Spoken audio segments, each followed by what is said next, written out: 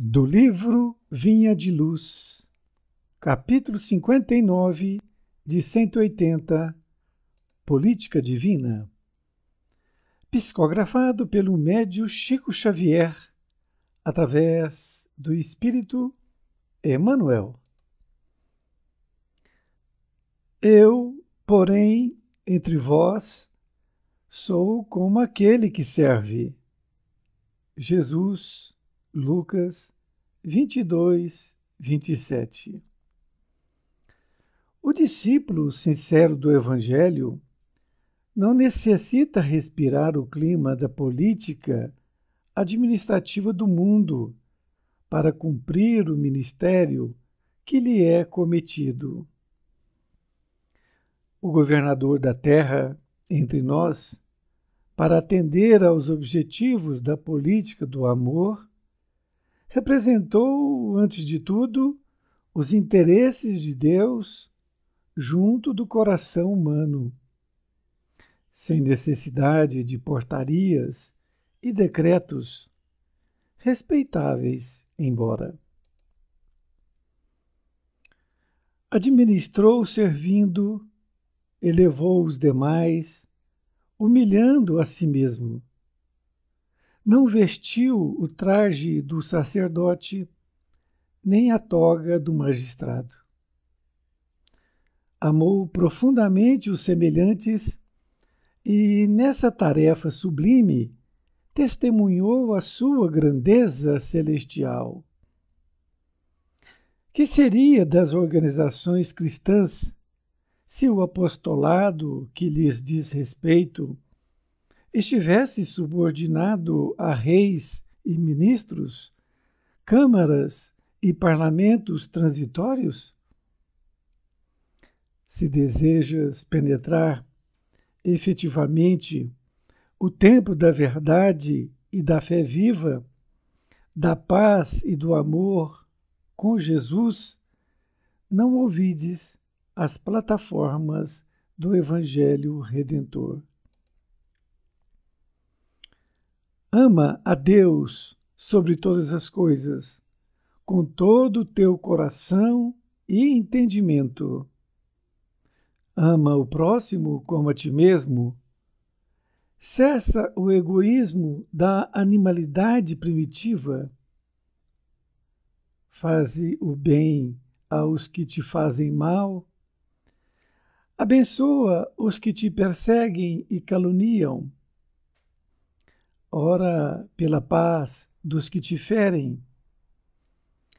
Bendize os que te contrariam o coração inclinado ao passado inferior. Reparte as alegrias de teu espírito e os dons de tua vida com os menos afortunados e mais pobres do caminho. Dissipa as trevas, fazendo brilhar a tua luz. Revela o amor que acalma as tempestades do ódio. Mantém viva a chama da esperança, onde sopra o frio do desalento. Levanta os caídos. Sê a muleta benfeitora dos que se arrastam sob aleijões morais. Combate a ignorância, acendendo lâmpadas de auxílio fraterno, sem golpes de crítica e sem gritos de condenação. Ama, compreende e perdoa sempre. Dependerás, acaso, de decretos humanos para meter mãos à obra?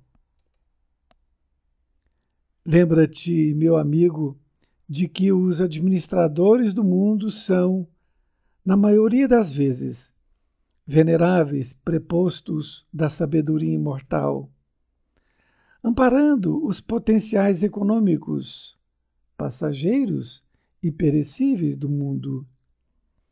Todavia, não te esqueças das recomendações traçadas no Código da Vida Eterna.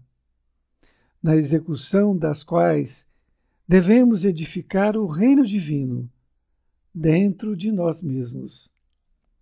Emanuel, Pedro Leopoldo, 25 de novembro de 1951. Querido amigo, querida amiga, aqui estamos com mais um capítulo do livro Vinha de Luz, agora com Política Divina. Com este título, dado por Emanuel, ele utilizou a passagem evangélica que foi dita por Jesus, anotada pelo seu discípulo Lucas, quando disse: Eu, porém, entre vós, sou como aquele que serve. Jesus foi muito enfático, foi muito direto, dizendo que ele era aquele que servia a todos os outros. E Emanuel começa a nos explicar esta lição maravilhosa, dizendo que o discípulo sincero do Evangelho não necessita respirar o clima da política administrativa do mundo para cumprir o ministério que lhe é cometido. Ele está nos informando que, para que cada cristão efetue o Evangelho dentro de si mesmo, que é necessário a todos nós, não necessitamos da política administrativa do mundo, porque é completamente separado desta questão administrativa e política. O governador da terra, entre nós, para atender aos objetivos da política do amor, representou, antes de tudo, os interesses de Deus junto do coração humano, sem necessidade de portarias e decretos, respeitáveis, embora.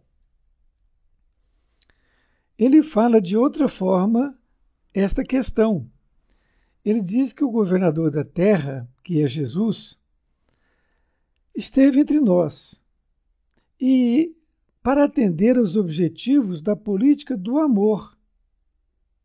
A política do amor não é outro tipo de política.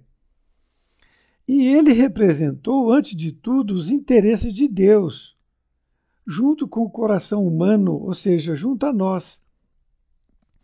E não utilizou de portarias e decretos, como é normal na política administrativa do mundo.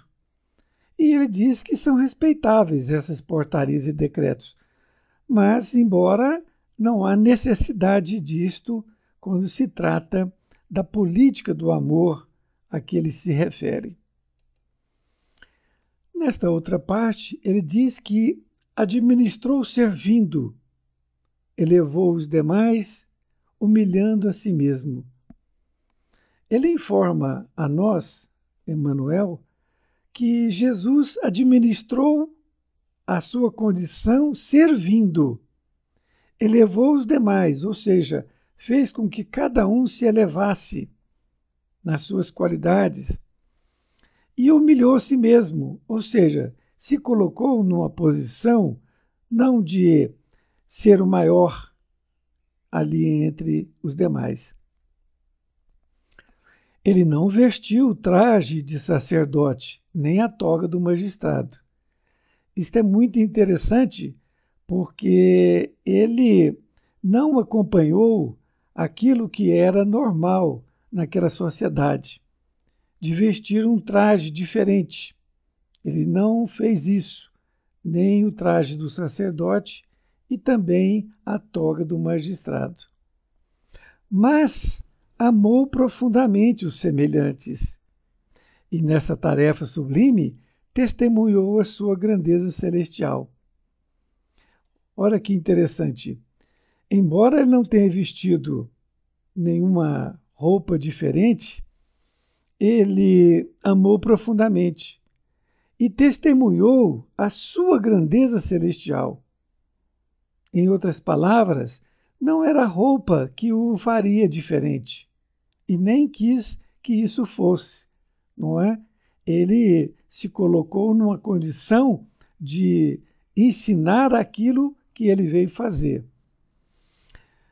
E continua dizendo que seria das organizações cristãs se o apostolado que lhe diz respeito estivesse subordinado a reis e ministros, câmaras ou parlamentos transitórios?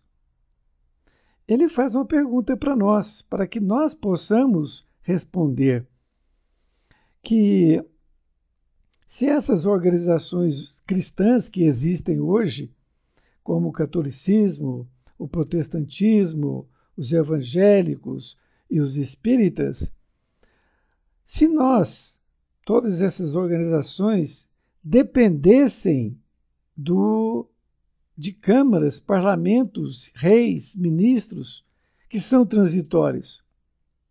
É claro que não dependem, e nem poderia, porque a condição, como nós estamos vendo, é uma condição de cada um consigo mesmo. E ele continua dizendo que se desejas penetrar efetivamente o templo da verdade e da fé viva, da paz e do amor com Jesus, não ouvides as plataformas do Evangelho Redentor.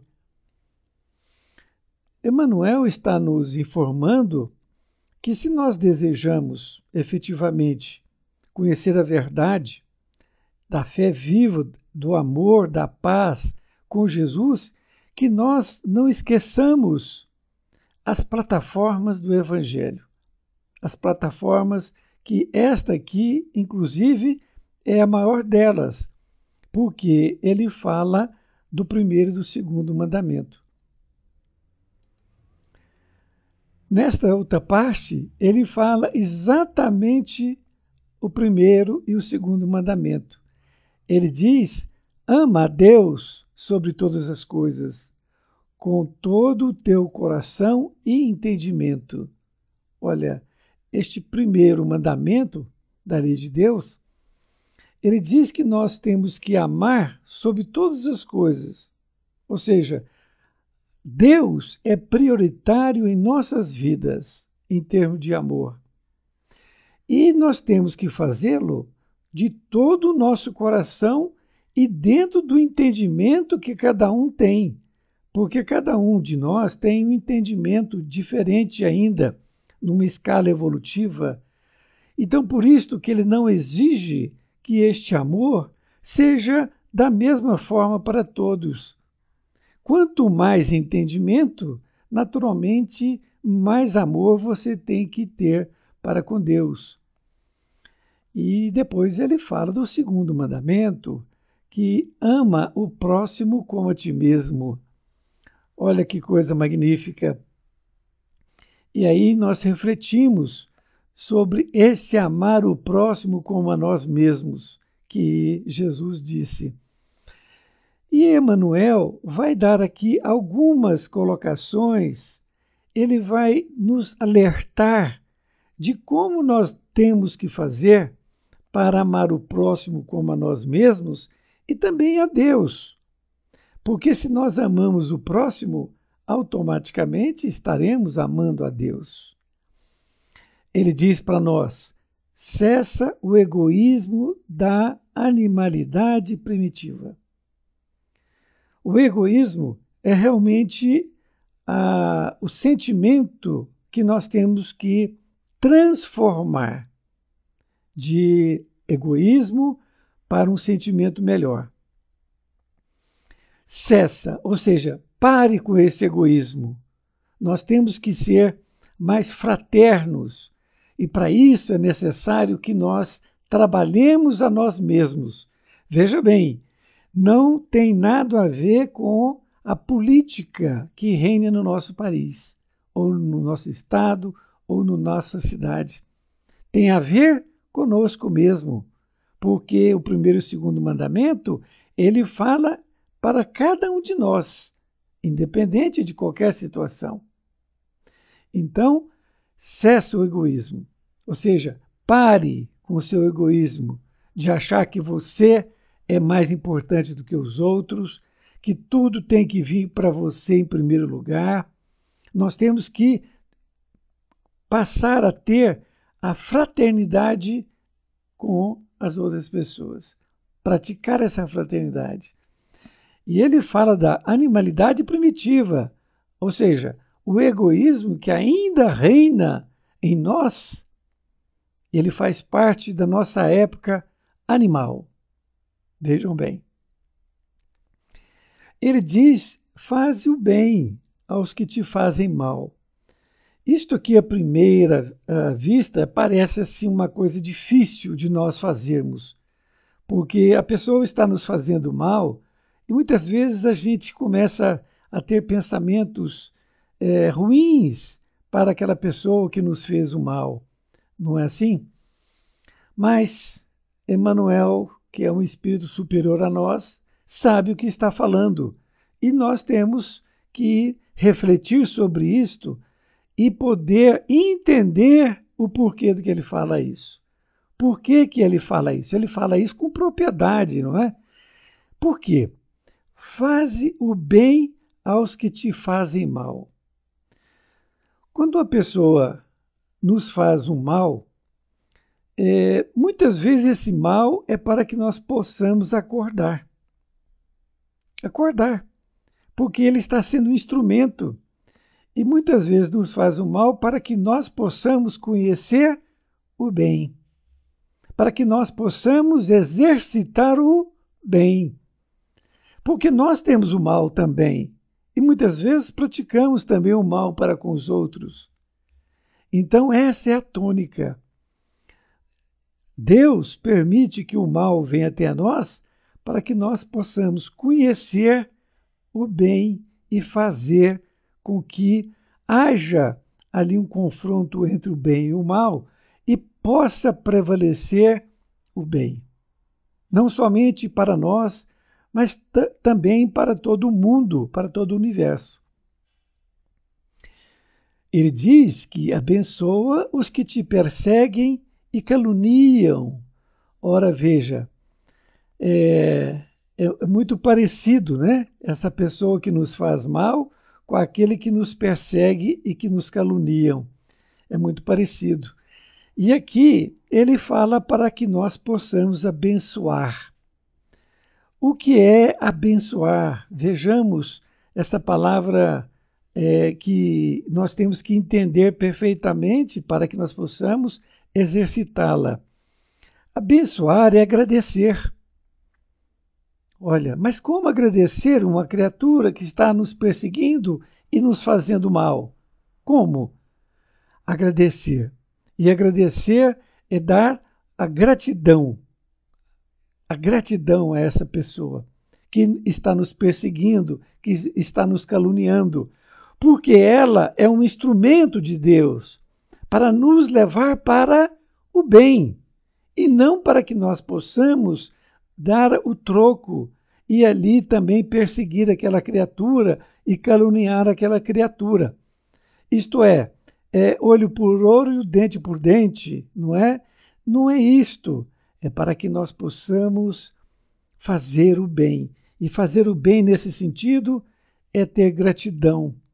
Ver que aquela criatura está sendo uma personagem para que nós possamos exercitar o bem, a gratidão por termos essa criatura em nossas vidas. E ele ainda diz que ora pela paz dos que te ferem. Ora, veja, não é a mesma coisa? Mesma coisa. Então, aquele que nos faz mal, aquele que nos persegue e que nos caluniam, eles nos ferem. Não é assim?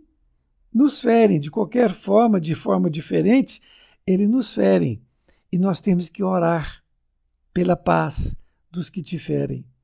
Nós temos que orar porque em orando nós estaremos enviando para aquela criatura, que é uma criatura sofredora, porque quem está no mal, quem está nesse estágio evolutivo que está fazendo isto, ele está num estágio ruim. Ele está sofrendo. Então nós temos que orar para ele, para que ele possa se melhorar. É isso que nós temos que fazer. Tem uma pergunta no Livro dos Espíritos que diz assim: por que os espíritos infelizes ou atrasados, eles gostam de nos fazer infelizes? A resposta é simples: é para que nós possamos ser infelizes como eles. Vejam bem, olha o atraso no entendimento da criatura. E isto, eles passam a ser ferramentas para que nós possamos nos melhorar. E aqui também ele fala que bendize os que te contrariam, o coração inclinado ao passado inferior. Olha, nós temos que bendizer. Bendizer é falar coisas boas daquelas criaturas que estão nos contrariando com o coração inclinado ao passado inferior. Eles estão nos querendo que nós voltemos naquela condição anterior que era de ignorância, que era de atraso. Então nós temos que bendizer, nós temos que falar bem dessas pessoas, para que a gente não volte naquele passado, naquela condição de atraso moral. E aí ele diz: reparte as alegrias de teu espírito e os dons de tua vida com os menos afortunados e mais pobres do caminho. Dissipa as trevas, fazendo brilhar a tua luz. Aqui, nesse pedaço desta lição, é exatamente nos explicando por que nós temos que fazer aquilo que foi dito, não é? Ele diz para nós repartirmos as alegrias do nosso espírito e os dons de nossas vidas com esses menos afortunados e mais pobres do caminho, porque essas criaturas são sofredoras. É exatamente isto que nós dissemos. E quando nós fazemos isso, nós estamos dissipando as trevas pelo caminho e fazendo brilhar a nossa luz. Nesta outra parte, ele está nos incitando a revela o amor que acalma as tempestades do ódio. Ele está nos dizendo para que nós possamos revelar o nosso amor para acalmar as tempestades do ódio que circundam em todo o nosso planeta. E diz ainda que nós temos que manter viva a chama da esperança, onde sopra o frio do desalento. Cabe a nós fazermos isto. Nós temos que pedir ajuda aos benfeitores, mas cabe a cada um de nós fazer isto. Manterá viva a chama da esperança. A esperança de quê? De dias melhores, porque tudo isto é passageiro. Aonde? Onde sopra o frio do desalento, onde estão essas criaturas sofredoras. E ele ainda nos convida: levanta os caídos. Essas criaturas são criaturas que caíram. E diz ainda mais: sê a muleta benfeitora dos que se arrastam sob aleijões morais. Ele está nos convidando para que nós sejamos muleta, uma muleta benfeitora. É figurativo, na verdade, não é? Porque não é uma muleta de madeira, por exemplo, ou de metal, mas é nosso braço ali que está apoiando aquelas criaturas que estão sob aleijões morais, estão sofrendo as suas próprias consequências dos seus atos. E ele diz também que nós temos que combater a ignorância, acendendo lâmpadas de auxílio fraterno, e sem golpes de críticas, e sem grito de condenação. Ele diz para que nós, então, sejamos essa luz do auxílio fraterno, sem nenhuma crítica e nem nenhuma condenação. Nós não temos que fazer nada disto para com eles, simplesmente auxiliar, sem cobrança e sem condenação e sem nenhuma crítica. E aí temos também que ama, compreende e perdoa sempre. Então a tônica do Evangelho de Jesus é isso. Ama, compreende e perdoa sempre. É o que nós temos que fazer. E aí, depois de tudo que ele disse para nós, ele está nos perguntando: dependerás, acaso, de decretos humanos para meter mãos à obra? É claro que não, porque os decretos humanos, ele não diz respeito a isto. Isto é uma condição de cada um de nós. Isso é uma questão de religiosidade que nós temos que aprender. Nesta conclusão, Emmanuel nos diz: lembra-te, meu amigo, de que os administradores do mundo são, na maioria das vezes, veneráveis prepostos da sabedoria imortal, amparando os potenciais econômicos, passageiros e perecíveis do mundo. Todavia, não te esqueças das recomendações traçadas no Código da Vida Eterna, na execução das quais devemos edificar o reino divino dentro de nós mesmos. Emmanuel nos traz aqui uma informação importante, dizendo que esses administradores do mundo são, na maioria das vezes, pessoas que são prepostos da sabedoria imortal. Ou seja, estão lá porque Deus assim o quis. Porque eles estão amparando os potenciais econômicos, que sabemos que são passageiros e perecíveis do mundo. Ou seja, eles estão com essa missão para a coletividade. Agora, se eles não forem corretos com esta missão, é claro que eles vão ter que se ajustar com a sabedoria imortal, não é mesmo? Mas Emmanuel disse que, todavia, não te esqueças das recomendações traçadas no Código da Vida Eterna, porque a execução do edificar o reino divino está dentro de nós mesmos, isto é, cabe unicamente a nós mesmos.